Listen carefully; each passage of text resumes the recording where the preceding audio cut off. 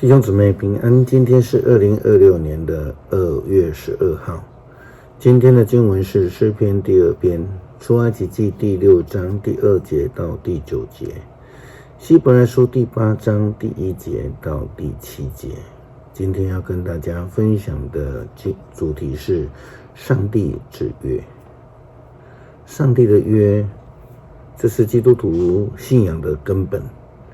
上帝与人立约是为了要赐福给人，而不是为了要公平交易。因为上帝总是先施恩给人，然后与人立约，这已经不在所谓的公平的那种基础之上了。上帝施恩给人是为了要使人得福，为了要救人脱离凶恶，就如同以色列人出埃及的时候一样。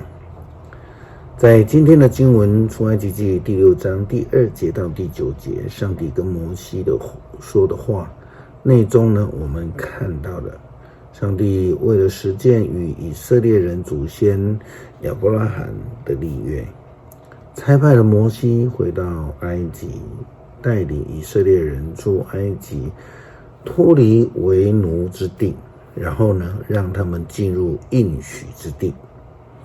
经文说到，上帝指示摩西说，我是上主，是全能的上帝，我曾对亚伯拉罕、以撒、雅各显现，但是我从来没有把我神圣的名字启示给他们。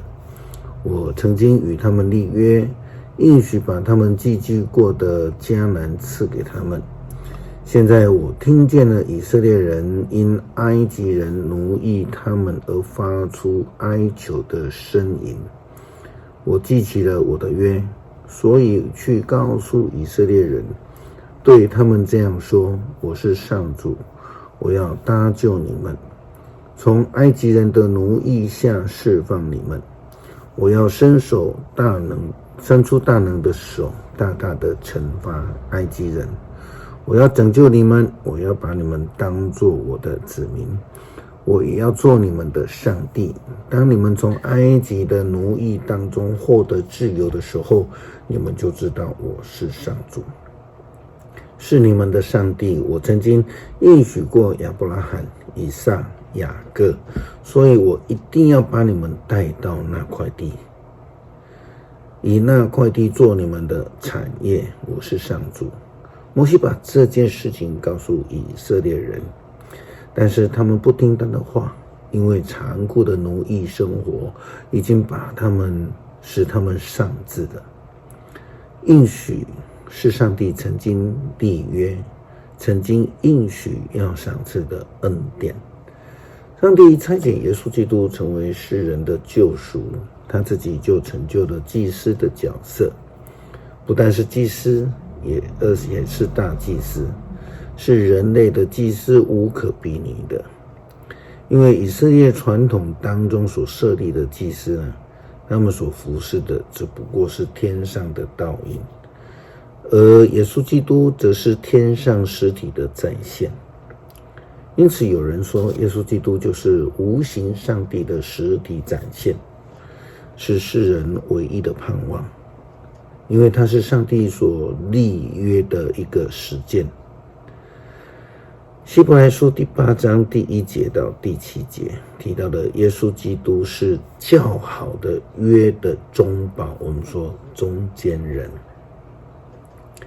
圣经说，我们所讨论的重点是这样，我们有这样的一位大祭司，他坐在天上至高权力者的宝座右边，他在至圣所供职的当大祭司，这圣所不是人手所造，而是主所建立的真圣幕。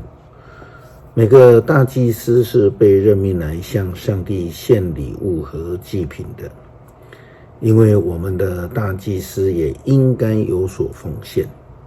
如果他是在地上，他就不可能做祭司，因为已经有按照犹太法律来献礼物的祭司，这些祭司所做的只不过是天上圣幕的副本和影像。正如同摩西要建造圣幕的时候，上帝对他说，你所造的都要依照山上所指示你的模式。但现在基督所接受的祭司职务比他们的优越多了，正如同上帝与人之间做中间人的约是更好的，因为这约是根据那更好的应许而立的。如果第一个约没有缺点，就不需要有第二个约了。诗篇第2篇，列国为什么妄图叛乱？万民为什么虚幻策划？他们的王蜂拥而来，他们的执政者一起筹谋，要攻击上主和他所选立的君王。他们说，我们正来他们的束缚，我们推翻他们的统治。上主从天上的宝座发笑，他讥笑这些人的愚蠢。他在烈怒下告诫他们，在气愤当中使他们惊惶失措。他说，在锡安我的圣山，我立的拣选的君王。那君王说，我要颁布上主的命令。